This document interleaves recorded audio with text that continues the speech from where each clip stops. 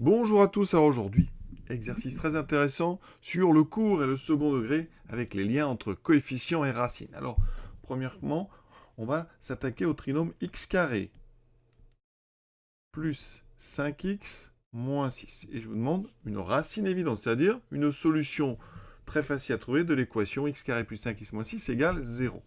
Alors, ici, comment est-ce qu'on peut trouver quelque chose qui annule ce polynôme? Quand on dit racine évidente, il faut des nombres simples. Les nombres simples, c'est 1, moins 1, 2, moins 2. Ce genre de choses. D'accord? Et je vous apprendrai ici à chercher un petit peu plus efficacement. Alors, x carré plus 5x moins 6, qu'est-ce qu'on remarque? Eh bien, si on prend x égale 1, eh bien, ça fait 1 plus 5 moins 6, ça fait bien 0. Donc, 1 est une solution de l'équation. Donc, 1 est racine de x carré plus 5x moins 6. Ce qu'il faut savoir ensuite, c'est qu'un trinôme qui a des racines se factorise en a fois x moins la première racine fois x moins la deuxième. Ça marche même si on a une racine double. Ici, bon, le a vaut 1, donc ici, a est égal à 1, d'accord? Ensuite, on a déjà une racine qui est 1. Quelle est la deuxième? Eh bien, ça veut dire que pour l'instant, on sait que x carré plus 5x moins 6 va se factoriser en 1, multiplié par x moins la racine qu'on a trouvée, fois x moins la deuxième racine qu'on n'a pas encore trouvée. Donc, ça veut dire que x carré plus 5x moins 6 s'écrit x moins 1 fois x moins, ici, quelque chose. Et c'est ce quelque chose-là qu'il faut trouver.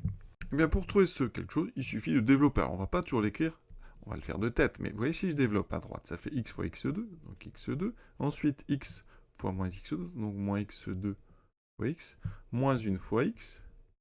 Et ensuite, moins 1 fois moins x2, donc plus 1 fois x2 plus x2. Donc ici, pour que les deux polynômes soient égaux, on regarde le coefficient qui n'a pas de x, c'est-à-dire la constante. Ici, vous avez moins 6. Ici, vous avez plus x2, donc x2 vaut moins 6. Donc ici, à la place de x2, on va mettre moins 6. Ça fait donc x moins 1 fois x moins 6, donc x plus 6. Dans la pratique, ça va se passer comme ça. On va écrire x carré plus 5x moins 6, et donc égal à x moins 1, fois x, et ici, il faut trouver ce qui manque, en regardant le coefficient constant. Le moins 6, vous allez l'obtenir en prenant ici le moins 1, que vous allez multiplier parce que vous n'avez pas encore écrit. Pour faire moins 6 avec un moins 1, il faut multiplier par 6. Donc ici, il faut écrire plus 6. Vous voyez, moins 1 fois 6, ça fait bien moins 6. Après, si vous avez un doute, vous vérifiez en développant. Ça fait x carré plus 6x moins 1x moins 6. Vous voyez bien que 6 moins 1, ça fait 5. On retrouve bien x carré moins 5x moins 6. Et ce qui est intéressant, c'est que cette forme x moins 1 fois x plus 6, eh bien, elle vous donne les racines directement. C'est la forme factorisée. Ici, on trouve comme racine x égale 1.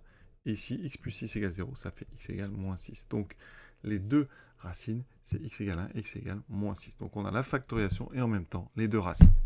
Alors, pour une partie courte, si on prend un égal 1 avec des racines, donc x carré plus bx plus c va se factoriser en x moins x1 fois x moins x2. Je développe et ça me donne ceci. Qu'est-ce que je remarque? Je peux vous laisser un petit peu de temps à vous vérifier.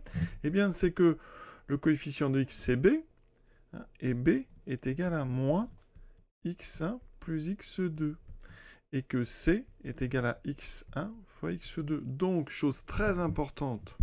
Et donc, quand a égale 1, que x1 et x2 sont les racines, alors b, c'est l'opposé de la somme des racines, et c, c'est le produit. Dans mon exemple, on avait trouvé comme racine 1 et moins 6. Effectivement, si je fais 1 plus moins 6, j'obtiens moins 5. C'est bien l'opposé du coefficient b. Et si je prends 1 multiplié par moins 6, ça fait bien moins 6, je trouve bien la constante. Deuxième exemple, x carré plus 5x plus 6. Alors, racine évidente, c'est moins 2. Je vous laisse vérifier. Moins 2 est une racine. Alors, moins 2 est une racine. Donc, on a des racines. Ensuite, on a a égale à 1. D'après ce que j'ai dit, ça veut dire quoi? Que le nombre 6 est donc le produit des deux racines. Donc, ça veut dire que si je veux la deuxième, mais il suffit que je dise que donc, la première racine, moins 2, multiplié par la deuxième, que je vais appeler x2, ça doit être égal à 6. Donc, x2, la deuxième racine, c'est 6 sur moins 2. c'est donc moins 3. Donc vous voyez qu'à partir d'une racine, j'ai trouvé directement la deuxième.